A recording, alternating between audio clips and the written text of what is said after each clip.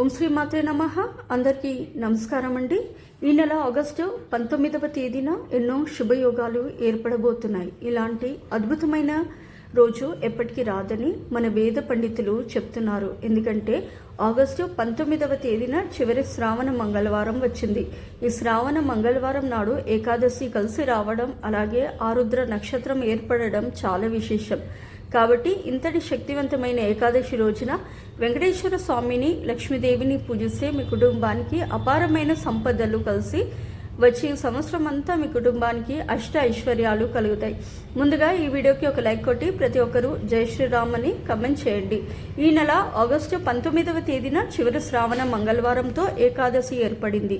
ఆరుద్ర నక్షత్రం కూడా ఏర్పడబోతుంది. కాబట్టి ఈ రోజున ప్రతి ఒక్కరూ తప్పనిసరిగా ఇంట్లో దీపారాధన చేసుకోవాలి. ఎందుకంటే ఈ రోజున చేసే పూజలకు జన్మ జన్మల అదృష్టం కలిసి వచ్చి మీకు, మీ కుటుంబానికి సకల శుభాలు కలుగుతాయి. శ్రావణ మంగళవారం అంటేనే మంగళగౌరి వ్రతాన్ని చేసుకుంటారు. కాబట్టి శ్రావణ మాసంలో ఇప్పటి వరకు మంగళగౌరి వ్రతాన్ని చేసుకొని వారు ఈ చివరి శ్రావణ మంగళవారం నాడు మంగళగౌరి వ్రతాన్ని చేసుకోండి. ఇక ఏకాదశి సందర్భంగా ప్రతి ఒక్కరు తప్పనిసరిగా విష్ణుమూర్తిని పూజించాలి. కాబట్టి ఏకాదశి నాడు ప్రతి ఒక్కరు తెల్లవారుజామునే నిద్ర లేచి ఇంటిని శుభ్రం చేసుకొని తలస్నానం చేసి ఇంట్లో వెంకటేశ్వర స్వామిని పూజించండి. ఏకాదశి పూజకు ప్రారంభించే ముందు ఆడవారు కాళ్ళకు పసుపు రాసుకొని కుంకుమ బొట్టు పెట్టుకొని పూజ గదిలో ఒక చిన్న ముగ్గు వేసుకొని ఇంట్లో దీపారాధన ప్రారంభించాలి.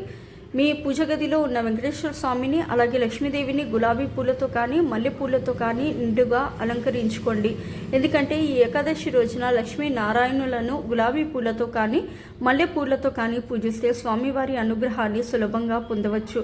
అదేవిధంగా తులసి దళాలంటే వెంకటేశ్వర స్వామికి చాలా ప్రీతికరమైనవి. కాబట్టి స్వామివారిని తులసి మాలతో అలంకరించి ఇంట్లో పూజ చేసుకుంటే వెంకటేశ్వర స్వామి ఆశీర్వాదంతో కోరిన కోరికలన్నీ సత్వరమే నెరవేరుతాయి. ఏకాదశి అంటేనే చాలా విశేషం. అయితే వెంకటేశ్వర స్వామికి చాలా ఇష్టమైన దీపాలలో పిండి దీపం ఒకటి. కాబట్టి ఏకాదశి రోజున పిండి దీపాలు వెలిగించి వెంకటేశ్వర స్వామిని పూజిస్తే మీ కుటుంబానికి భోగభాగ్యాలు కలుగుతాయి. బియ్యం పిండిలో 2 ప్రమిదలను తయారు చేసి స్వామివారి ముందు వెలిగించండి. పిండి దీపాలు వెలిగించలేని వారు మట్టి ప్రమిదలో కానీ ఇత్తడి కుందుల్లో కానీ దీపారాధన చేసుకోవచ్చు. అలాగే ఆవు నెయ్యితో దీపారాధన చేస్తే మీ పూజకు రెట్టింపు పుణ్య ఫలితం లభిస్తుంది. ఇక వెంకటేశ్వర స్వామికి నైవేద్యంగా బెల్లం పానకం, అలాగే వడపప్పును నివేదించండి. లేదా ఒక చిన్న బెల్లం ముక్కను నివేదించినా సరిపోతుంది. అయితే దేవునికి సమర్పించే నైవేద్యం పక్కనే ఒక మంచి నీళ్ళ గ్లాసు కూడా పెట్టుకోవాలి. అప్పుడు మాత్రమే మీ నైవేద్యాన్ని దేవుడు స్వీకరిస్తాడు. కాబట్టి ఏ పూజ చేసినా సరే నైవేద్యంతో పాటుగా మంచి నీళ్ళ గ్లాసులను కూడా పెట్టుకోవాలి. ఇక గోవింద నామాలు చదువుతూ వెంకటేశ్వర స్వామిని పూజించండి. అలాగే ఏకాదశి రోజున ప్రతి ఒక్కరూ తప్పనిసరిగా ఓం నమో భగవతే వాసుదేవాయ నమః అనే మంత్రాన్ని 21 సార్లు కానీ 108 సార్లు కానీ జపించాలి. చివరిగా స్వామివారికి హారతిని సమర్పించి ఒక కొబ్బరికాయను పగలగొట్టి తలపైన అక్షింతలను వేసుకొని మీ పూజను ముగించుకోవచ్చు. అయితే విశేషంగా ఏకాదశి నాడు ఉపవాసం ఉంటే చాలా మంచిది. ఎందుకంటే మన శాస్త్రాల ప్రకారం ఏకాదశి రోజున ఉపవాసం అంటే అశ్వమేధ యాగం చేసినంత పుణ్య ఫలితం లభిస్తుందని, అష్ట ఐశ్వర్యాలు ఆయుర ఆరోగ్యాలు కలుగుతాయని నమ్మకం. ఉదయం అంతా ఉపవాసం ఉండి సాయంత్రం చంద్రుడిని చూసి ఉపవాసాన్ని విరమించవచ్చు. అదేవిధంగా శ్రావణ మంగళవారం నాడు అమ్మవారి పటం ముందు కూర్చొని లలిత సహస్రనామం పఠిస్తూ కుంకుమతో అర్చన చేస్తే ఆడవారికి దీర్ఘ సుమంగళి యోగం, అలాగే మీ భర్తకు అదృష్టం, ఐశ్వర్యం కలుగుతాయి. అదేవిధంగా ఏదైనా అమ్మవారి దేవాలయానికి వెళ్ళి అమ్మవారికి పసుపు కుంకుమ పువ్వులను సమర్పించండి. అమ్మవారి ఆశీర్వాదం మీ కుటుంబంపై ఉంటుంది. అలాగే ఏకాదశి రోజున తప్పనిసరిగా తులసిని పూజించాలి. తులసి కోటలో దీపారాధన చేసి తులసి మొక్కకు ప్రదక్షిణాలు చేస్తే లక్ష్మీదేవి ఎంతో సంతోషించి అష్ట ఐశ్వర్యాలను, సుఖ సంతోషాలను ప్రసాదిస్తుంది. అదేవిధంగా మీ ఇంటికి ఉన్న నరదృష్టి సమస్యలన్నీ తొలగిపోయి మీ ఇంట్లోకి దైవ శక్తులు ప్రవేశించాలంటే ఈ ఏకాదశి నాడు కర్పూరం పైన 2 లవంగాలను పెట్టి మీ ఇల్లంతా ఆ కర్పూరం పొగను వేయండి. ఇలా చేయడం వల్ల మీ ఇంటికి ఉన్న అష్ట దరిద్రాలు తొలగిపోయి మీ ఇంటికి మంచి రోజులు ప్రారంభం అవుతాయి.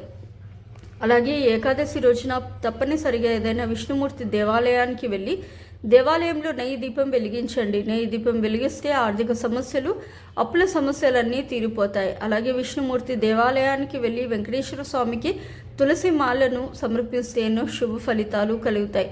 అయితే మన జ్యోతిష్య శాస్త్రాల ప్రకారం ప్రతి మంగళవారం రాహుకాల సమయంలో అమ్మలగన్న అమ్మ దుర్గమ్మ భూమిపై తిరుగుతూ ఉంటుందట. కాబట్టి చివరి శ్రావణ మంగళవారం నాడు రాహుకాల సమయంలో రాహుకాల దీపాలను వెలిగిస్తే మీ ఇంటికున్న కష్టాలన్నీ తొలగిపోయి దుర్గమ్మ ఆశీర్వాదంతో విపరీతమైన ఐశ్వర్యం ప్రాప్తి కలుగుతుంది. రాహుకాల దీపం అంటే నిమ్మకాయల దీపం.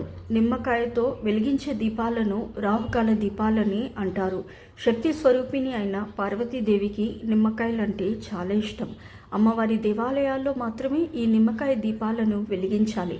అమ్మవారి దేవాలయాల్లో ఈ నిమ్మకాయ దీపాలను వెలిగించలేని వాళ్ళు మీ ఇంటి ముందున తులసి కోటలో రాహుకాల దీపాలను వెలిగించవచ్చు. చివరి శ్రావణ మంగళవారం, అందులోనూ ఏకాదశి తిథి నాడు రాహుకాల దీపాలను వెలిగిస్తే ఇక మీ జన్మ ధన్యమైపోయినట్లే. మీ కుటుంబం అంతా ఆరోగ్యాలతో తరతరాల తరగని ఐశ్వర్యంతో నిండిపోతుంది. కాబట్టి ఈ శ్రావణ మంగళవారం నాడు మధ్యాహ్నం 3 గంటల నుండి 4 గంటల 30 నిమిషాల వరకు రాహుకాలం ఉంటుంది. ఈ సమయంలో ఏదైనా అమ్మవారి దేవాలయానికి వెళ్ళి అమ్మవారి దేవాలయంలో నిమ్మకాయ దీపాలను వెలిగించండి. అమ్మవారి దేవాలయానికి వెళ్ళి ముందుగా గుడి చుట్టూ ప్రదక్షిణాలు చేసి అమ్మవారిని దర్శనం చేసుకుని ఆలయ ప్రాంగణంలో ఒక శుభ్రమైన ప్రదేశంలో కూర్చుని ఈ నిమ్మకాయ దీపాలను వెలిగించండి.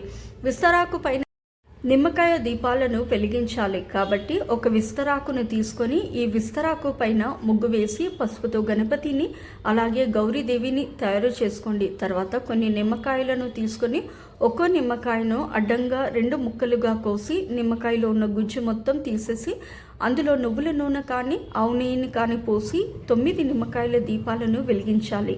ఈ విధంగా నిమ్మకాయ దీపాలను వెలిగిస్తే మీరు కోరిన కోరికలన్నీ నెల తిరగకుండానే వెంటనే నెరవేరుతాయి.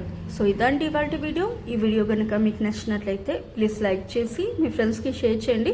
అలాగే మా కొత్త వీడియోస్ మీకు వెంటనే చేరాలంటే మా ఛానల్ని సబ్స్క్రైబ్ చేసుకొని పక్కనే ఉన్నటువంటి బెల్ ఐకాన్ని ప్రెస్ చేయండి. ధన్యవాదములు. సో ఇదండి ఇవాల్టి వీడియో. రేపటి వీడియోలో మళ్ళీ కలుస్తాను. అంతవరకు సెలవు. నమస్కారము. సర్వేజన సుఖినో భవంతు. ఫస్ట్ టైం నా ఛానల్ చూసేవాళ్ళు దయచేసి లైక్ చేయండి, షేర్ చేయండి, అలాగే సబ్స్క్రైబ్ చేసుకోండి. Thank you for watching.